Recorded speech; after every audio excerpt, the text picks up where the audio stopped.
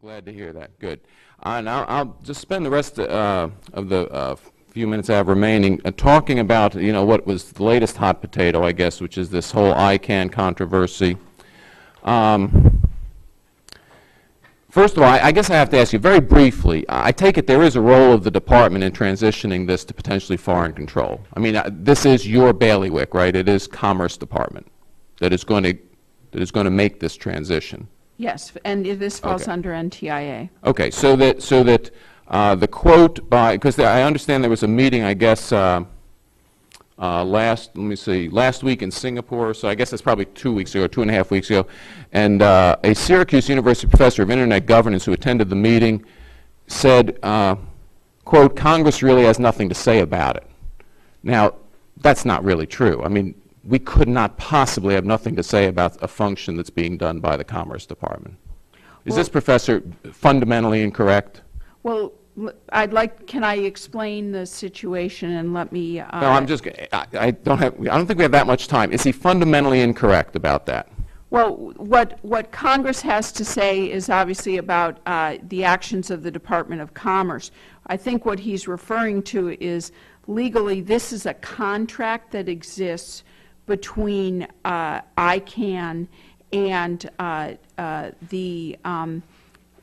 the recipients of a service. And what we provide at NTIA is an oversight of a contract. And so I think what he's referring to is it's not like we own the Internet and therefore it's property of the federal government and Congress has that kind of role. Congress obviously has an oversight role over NTIA and over the Department of Commerce. So I'm not exactly sure what the comment is about. Okay, if it was a decision, a specific decision in the department, I guess, or somewhere in the administration, yes, to not do this anymore after next year. Is that right? Not oversee the contract. No. To step back from it. No. The situation is as follows. First of all, NTIA, which oversees this contract, is absolutely committed to a free and open Internet.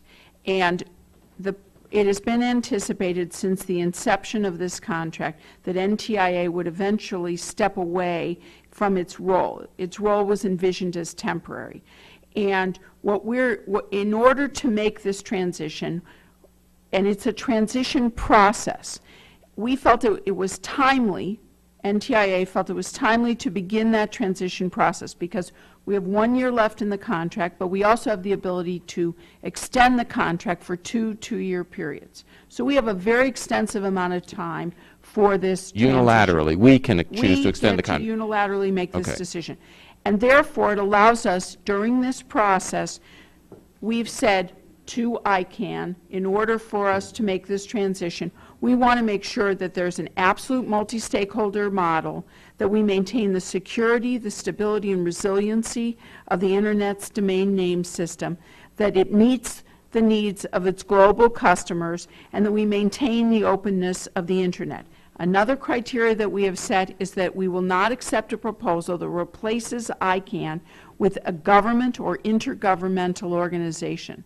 So we have a series of criteria that we have set and a process to begin to remove ourselves from what has really been an administrative function of overseeing a contract that exists between ICANN and a set of service providers. Okay, so but this transition will be to another group or another entity that oversees it under a similar limited contract, just like you say our contract was time limited.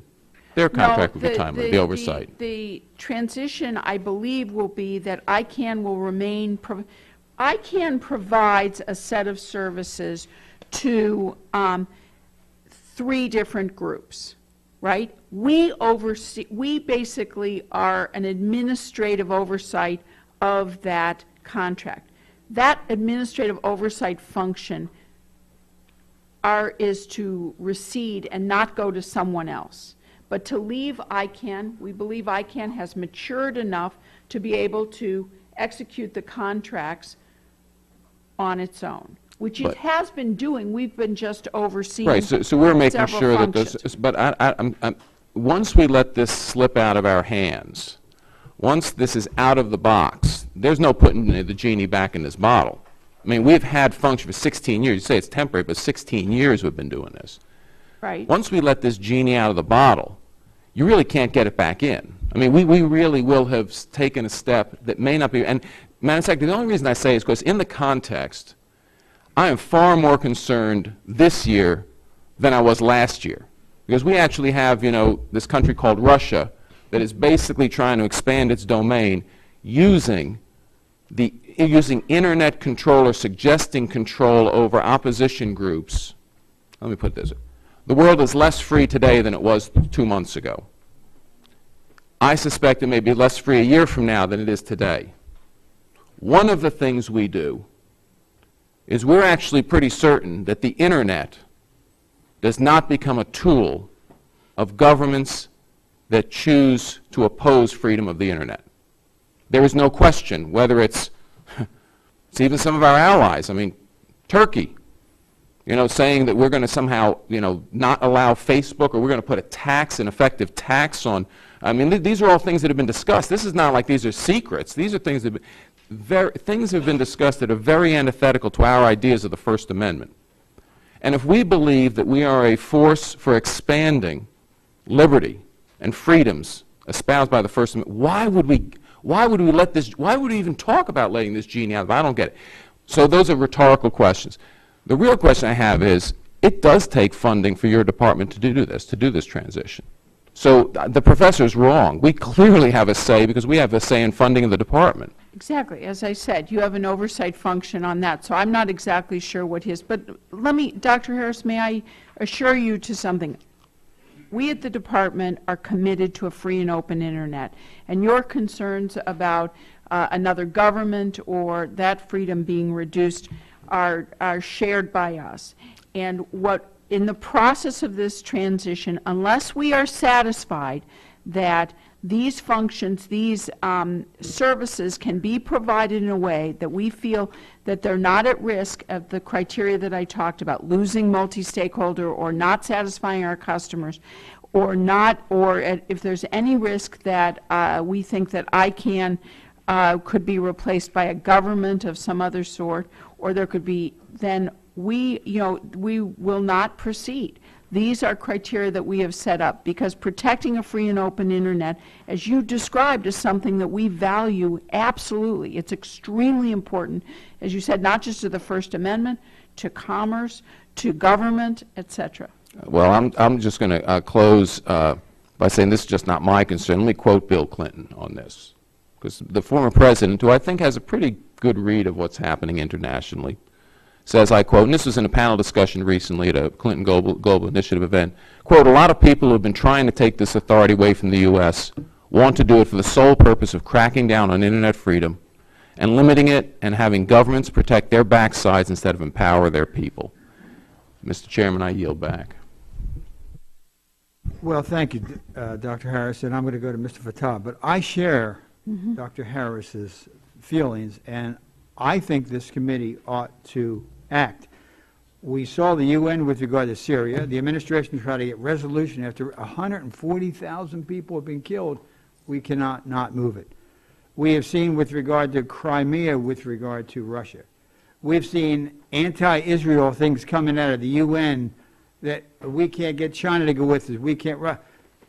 Dr. Harris is exactly right. And also, former FCC Chairman Julius Janowski said multilateral organizations have already taken disturbing steps. At the 2013 International Telecommunications Union Treaty Conference in Dubai, a majority of countries joined Russia, Iran, and China in supporting a measure calling on the ITU, a United Nations agency, to play a large role in international internet governance. Senator Warner, who I just left, and that was part, I was with Senator Warner and the Governor McAuliffe, said the U.S. has been inherently involved in the oversight of the internet since its creation. This legacy, authority, and stewardship over ICANN has assured the internet has remained stable, secure, resilient, and open. This transition raises serious concerns. And then Senator Mendez said, I haven't had a chance to engage, but I generally would have a predisposition against it. So I think the committee, if the authorizers would like and we'll wait because we want to, you know, I think the committee ought to block it. I think we ought to do everything. I mean, if we give it up, you'll be gone, everyone will be gone, all of a sudden we'll see, look what's happening. When you go to China now and go to an internet cafe, type in the Dalai Lama, he doesn't exist. Type in Xiaobo, he doesn't exist. If what we have seen coming out of the UN on Syria, on Crimea, on all the, on these anti-Israeli, have you seen some of the resolutions coming out? We will say, oh, if only. So we ought not go down this path. I agree with Dr. Harris. Mr. Fattah.